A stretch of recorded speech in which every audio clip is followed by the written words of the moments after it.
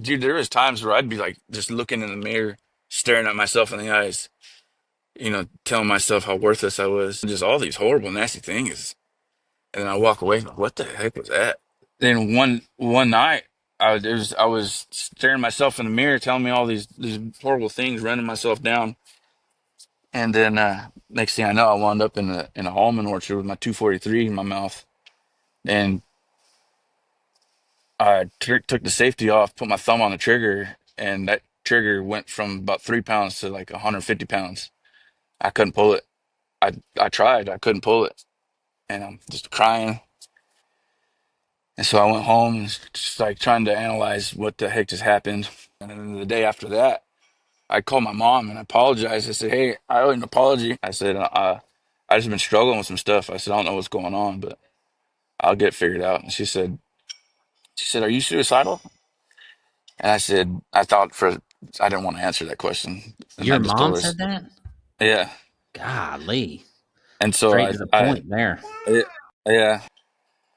And she was going to this church here in town, and she asked if I would reach out and talk to this certain pastor.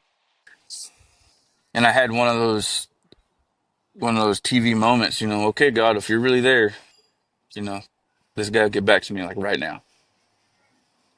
And so I got on Facebook and messaged this pastor and told him what was going on. And it was maybe 3 minutes later, my phone lit up, and I thought, oh man, here we go. Sure enough, it was him. And so I went and talked to him, and he sat me down. And before God even came into the equation, he asked me all kinds of questions. He said, "If you don't mind, can I pray over you?" And I said, "Sure. What's it gonna hurt?" Mm-hmm. So then he asked if he could bring another pastor in. And they both prayed over me, and they did. They laid their hands on me and they prayed, and it was really weird and awkward, especially if you're not used to that kind of thing. Yes. So they're praying, and I got one eye open. I'm looking around, like, what the heck is going on? And so they're praying, and they're praying hard, and then they end their prayer.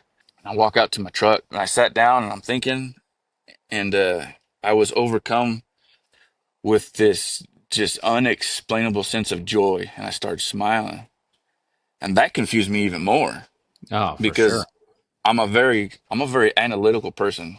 Mm-hmm. I analyze and overanalyze just about everything. Joy's And not high up on the priority list.